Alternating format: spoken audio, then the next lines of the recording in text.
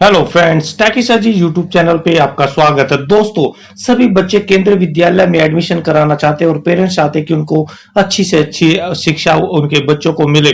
तो केंद्रीय विद्यालय संगठन में फर्स्ट क्लास से लेके 12th क्लास तक के बच्चों के एडमिशन होते हैं और उनके लिए नई गाइडलाइन इशू कर दी गई है। तो आज मैं आपको सारी की सारी बातें आपको बताऊंगा कि कौन कौन सी गाइडलाइन केवी ने जो दी है और क्या क्या उसके अंदर चेंज किए हैं। तो आप देख सकते हैं कि केवी एडमिशन गाइडलाइन ये आज ही सामने आई है और मैं आपको पूरी की पूरी डिटेल करूंगा। सबसे पहले तो केंद्रीय विद्यालय ने ये 19 पेज का नया सर्कुलर जारी किया है जिसमें कि पूरी की पूरी डिटेल है और आप 2020 से लेके 2021 ऑनवर्ड तक इसमें देख सकते हैं कि क्या चेंजेस हैं। तो अगर आप टेकी सर जी यूट्यूब चैनल पे अभी भी नए हैं तो इसको तुरंत आपने क्या करना है, बेल आइकन को प्रेस कर लेना है ताकि आपको ये लेटेस्ट जानकारियां मिलती रहें। तो साथियों, आप देखेंगे कि क्या मैं आपको इसमें पूरी की पूरी डिटेल बताऊंगा। तो ये देखेंगे कि 2020 और 2021 का ये ऑनवर्ड आपका पूरा सर्कुलर है। अब देखिए कि न्यू दिल्ली ये पूरा का पूरा दिया है और इसमें पूरे एडमिशन से संबंधित सारा प्रोसेस इसमें शो किया है।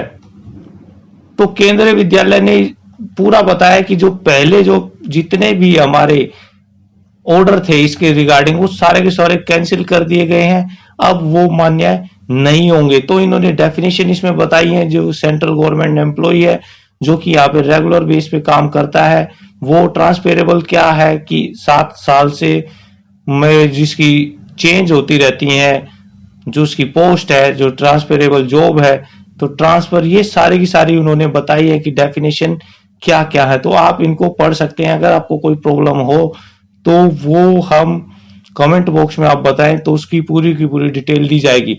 तो इसमें जो मेन जो थी प्रेफरेंस जो दी जाएगी in admission to the ward will be based on the number of transfers of parents in the last 7 years। तो अगर 7 साल में ज्यादा ट्रांसफर किए गए तो उन बच्चों को ज्यादा यहाँ पे ट्रांसफर उसमें एडमिशन में वेटेज उनको दी जाएगी। तो प्रेफरेंस उन बच्चों को भी दी जाएगी जिसमें ग्रांड चिल्ड्रन वहां पे सर्विंग एम्प्लॉय या कि जो पेंशनर हैं उनके एम्प्लॉय के जो ग्रांड सन है और ग्रांड डॉटर्स हैं उनको भी यहाँ पे ट्रांसफर में और एडमिशन में उनको वेटेज दी जाएगी। अब देखिए कि ये जो है हमारा एलिजिबिलिटी ऑफ एडमिशन। तो ये जो हमारा मेन पॉइंट्स है एलिजिबिलिटी के ऊपर कि वहां पर एलिजिबिलिटी क्या है। तो आप देखिए कि 1 अप्रैल तक बच्चों की जो नर्सरी जो फर्स्ट क्लास में है वो 5 साल का हो जाना चाहिए। 1 अप्रैल को भी वो कंसीडर किया जाएगा अगर बच्चा 1 अप्रैल को पैदा होता है। तो मिनिमम और मैक्सिमम एज इसमें हम देख लेते हैं कि क्या है। तो देखिए फर्स्ट क्लास में बच्चा 5 साल से और 7 साल के बीच में होना चाहिए। 31 मार्च तक उसकी एज जो है वो 5 साल हो जानी चाहिए और 31 मार्च तक उसकी जो एज है वो 7 साल तक होनी चाहिए। इससे बड़ा वो नहीं होना चाहिए। तो वो फर्स्ट क्लास के लिए एलिजिबल होगा। और इसी तरह से सेकंड में 6 से 8 साल, थर्ड में 7 से 9 साल। तो इस तरह से हमारा 2 साल का उसमें गैप दिया गया है। अब बच्चा अगर 9th में है तो वो 13 साल का होना चाहिए कम से कम और 15 साल का मैक्सिमम होना चाहिए। और 10वीं क्लास में 14 साल का मिनिमम होना चाहिए और 16 साल का मैक्सिमम। अब देखिए इन्होंने क्या किया है कि जो 11वीं क्लास के जो बच्चे हैं उसके लिए कोई एज क्राइटेरिया नहीं रखा है, लेकिन उन्होंने कहा कि जो बच्चे 10th में पास हो गए हैं तो वो बच्चे तुरंत 11th में हकदार हैं। और जो बच्चे 12th में एडमिशन लेना चाहते हैं उनको कोई भी स्टडी ब्रेक नहीं होनी चाहिए। तो कई बार अगर बच्चे फेल हो गए हैं किसी क्लास में, हो सकता है ऐसा क्या उनका कोई टाइम ऐसा है कि उनका समय बेकार हो गया हो, तो वो 11th में ऐसा नहीं कह सकते कि अब आपका एडमिशन हम नहीं करेंगे। तो यहाँ पर कुछ वेटेज है। क्लास स्ट्रेंथ क्या हो सकती है हमारी। तो जो नॉर्मली 40 स्टूडेंट की बच्चों की क्लास होती है लेकिन उसमें फेरबदल है। तो 30 मार्च तक जो भी 40 बच्चे हैं उसको नॉर्मल एडमिशन होता है, लेकिन इस बार जो यहाँ पर हमारा लिया गया है वो 31/7/2020 तक का लिया गया है, क्योंकि कोविड की वजह से पूरा सेशन ही खराब हो गया है। तो यहाँ पर जो 11th में वो अवेलेबिलिटी के ऊपर डिपेंड करेगा कि कितनी है। अब 45 तक जो प्रिंसिपल वो कर सकता है 30 नवंबर तक। तो इसमें कुछ कंडीशंस होती हैं, कैटेगरी 1 to 4 तक की सिविल डिफेंस सेक्टर और कैटेगरी 1 to 5 प्रोजेक्ट इंस्टीट्यूशन। तो ये यहाँ पे बच्चों की यहाँ पर एडमिशन कर सकते हैं। अगर फिर भी बच्चे 30 नवंबर तक जो है 50 तक का भी स्टूडेंट बनाया जा सकता है सेक्शन। तो उसमें जो एडमिशन अगर आ जाते हैं डिफेंस पर्सनल के, आर्मी, नेवी, एयरफोर्स के, तो ये सारी ट्रांसफरेबल जॉब है, तो यहाँ पर उनके एडमिशन किए जा सकते हैं। अब देखिए यहाँ पे जो सीट्स हैं वो हमारी फिक्स की गई हैं। तो सीट है 15% हमारी शेड्यूल कास्ट, हमारी 7.5% स्टूल्ड ट्राइब, 27% ओबीसी, जो नॉन क्रीमिलियर के लिए हैं। तो ये सारे के सारे फ्रेश एडमिशन के लिए फिक्स की गई हैं। 3% डिफरेंटली एबल कैटेगरी के लिए की गई हैं। और जो हमारे लोकल जो है हमारे, वहां पर भी उनकी एडमिशन किया जा सकता है। तो ये बहुत सारे स्टूडेंट ये सोचते होंगे कि हम यहाँ पे नॉर्मल रह रहे हैं तो क्या हमारा एडमिशन हो सकता है? तो बिल्कुल उनका एडमिशन हो सकता है। वो अगर जो केवी के दायरे में रहते हैं, 5 किलोमीटर के रेडियस में रहते हैं, तो उनका एडमिशन के लिए वो एलिजिबल है और वो फॉर्म इसमें भर सकते हैं। तो अगर बच्चे बढ़ते हैं तो वहां पे एडमिशन जो हो सकता है वो डिप्टी कमिश्नर की परमिशन से हो सकता है, और नहीं तो टीसी तो आप उसमें रेगुलर कर ही सकते हैं। तो NIOS, स्टेट बोर्ड, ICSE ये भी हम एडमिशन ले सकते हैं 11वीं में। लेकिन क्राइटेरिया यही है कि पहले हमारे केवी के स्टूडेंट इसमें पूरे हो जाएं। अगर वैकेंट सीट है तो वहां पर उनको लिया जा सकता है। अब 10th और 12th के बच्चों के लिए क्या है? तो 10th और 12th के बच्चों के लिए भी रूल्स हैं कि अगर उनके लिए सीट वैकेंट है तो उनमें एडमिशन किया जा सकता है। तो इसमें कुछ क्राइटेरिया भी दिए हैं कि CBSE एफिलिएशन होना चाहिए। तो 10वीं क्लास में जो बच्चे के 55% से कम नहीं होने चाहिए 9वीं क्लास में, अगर वो 10वीं में ले रहा है एडमिशन। इसी तरह से 12वीं में अगर एडमिशन ले रहा है तो उसके 11वीं में 55% से कम नहीं होना चाहिए। तो ये गाइडलाइन फॉलो करनी ही पड़ेगी, अदरवाइज एडमिशन नहीं हो सकता। अब्रॉड सीट में भी एडमिशन किया जा सकता है। तो वैकेंट सीट में 30 जो है, in case seat remain vacant after 30 June, in case में be the year of admission, deputy commissioner of region is empowered to allow admission up to the prescribed strength as per priority in admission. 31 जुलाई तक जो हमारा commissioner है वो वहां पर admission ले सकता है।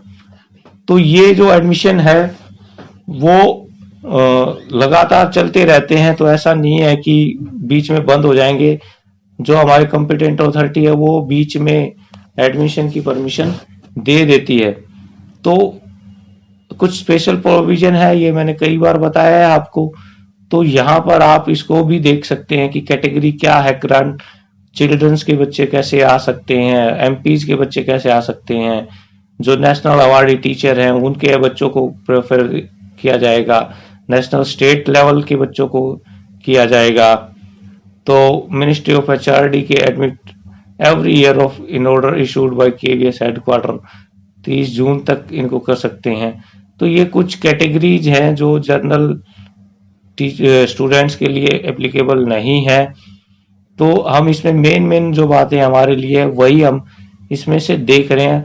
बाकी वीडियो काफी लंबी हो जाएगी, इसलिए आप जो है पूरा का पूरा सर्कुलर आप जरूर पढ़ ले, और जो कोई कंफ्यूजन आपको है वो आप कमेंट बॉक्स में कर सकते हैं। तो admission forward of arm paramilitary forces, तो यहाँ पे उनको काफी वेटेज दी जाती है, उनको एडमिशन हो जाता आसानी से। ट्रांसफर सर्टिफिकेट इशूड बाई, तो उनके ट्रांसफर सर्टिफिकेट के बेस पे इनको एडमिशन दिया जा सकता है। तो काफी है SNSG, असम राइफल्स आदि, ये ट्रांसफरेबल जॉब है और इनके बच्चों को एडमिशन यहाँ पे किया जा सकता है। तो प्री जो pre primary student for in class first, तो ये जो पॉलिसी है वो pre primary student in class 1 है has been withdraw for session 2008-9।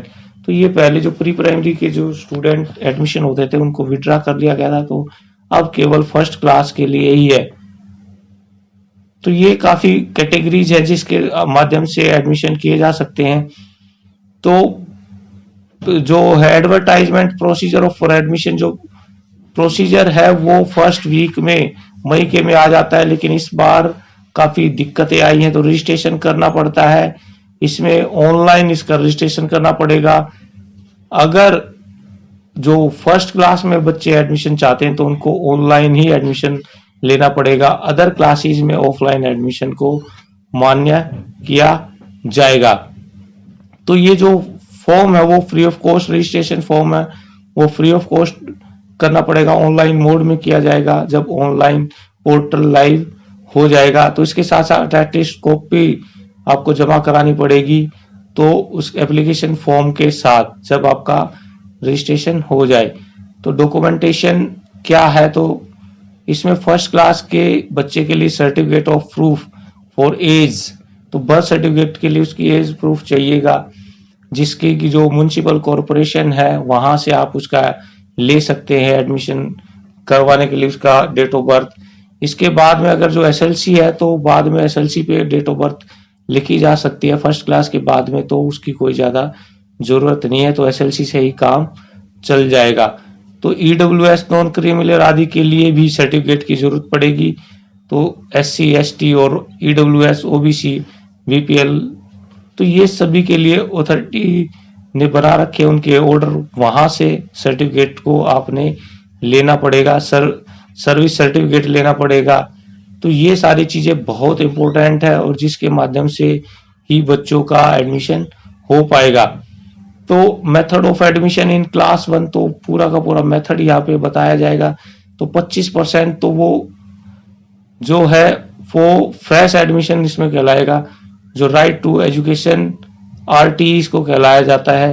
15% SC और 7.5% एसटी, 27% ओबीसी नॉन क्रीमिलेयर के लिए ये रिजर्व है। इसके अलावा डीए जो डिफरेंटली एबल्ड है उनके लिए भी ये किया जाएगा। तो ये इस तरह से आरटी एससी एसटी ये हमारी सीट्स हमारी बनी हुई हैं, जो कि टोटल 40 बनती हैं, तो उसके आधार पर ये हमारी सीट्स होती हैं।